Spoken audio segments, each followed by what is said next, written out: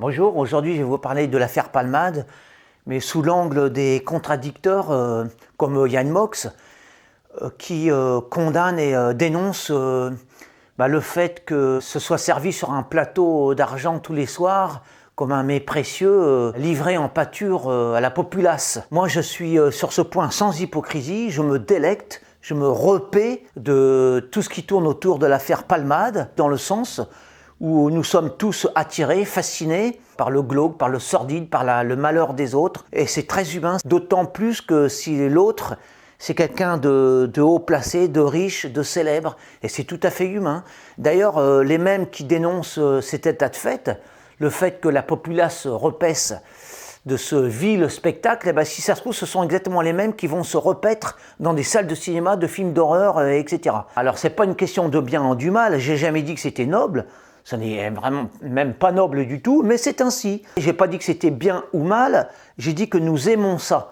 Celui qui, comme Yann Moix, qui dénonce cet état de fait, pour moi, ces gens-là, qui ne sont pas attirés par le goût du sang, enfin c'est une manière de parler, ils sont déjà morts. Ils sont morts à l'intérieur. Parce que quand on est vivant, quand on est un être humain, on est naturellement attiré par ce genre d'histoire. On est attiré par les malheurs des autres, par la chute d'un homme qui tombe de son trône et qui atterrit dans la boue. On se délecte de ce spectacle. Parce qu'encore une fois, c'est très ancré dans l'âme humaine. Et d'ailleurs, les contes pour enfants, par exemple, Hansel et Gretel, c'est une histoire d'une sorcière qui jette vivante dans le feu.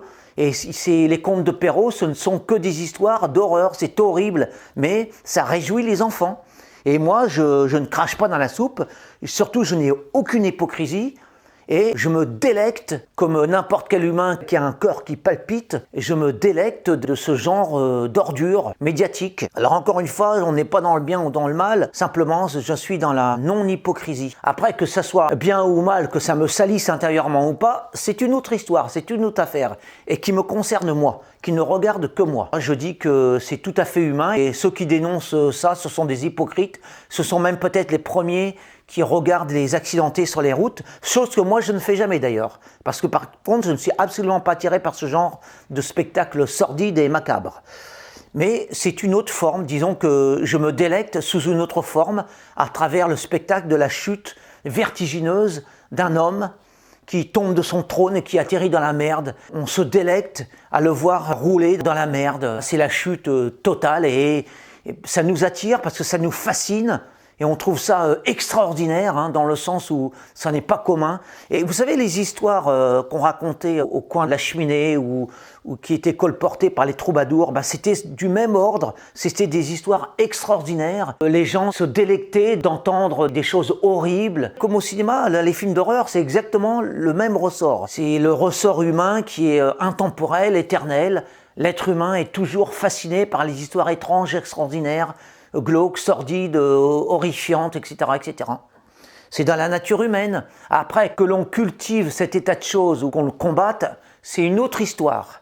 Mais là, je parle du fait que c'est tout à fait normal qu'un être humain qui a un cœur qui palpite, qui bat, qui aime la vie, c'est normal qu'il soit fasciné par ce genre d'histoire. C'est naturel, on ne peut pas reprocher à un homme d'être vivant et d'aimer la vie, parce que l'homme croque la vie à pleines dents avec ses crocs de loup, c'est dans l'ordre normal des choses. Et moi, je ne crache pas dans la soupe et je ne boude pas mon plaisir. Encore une fois, pour ceux qui n'auraient pas compris, bien ou mal, c'est une autre affaire.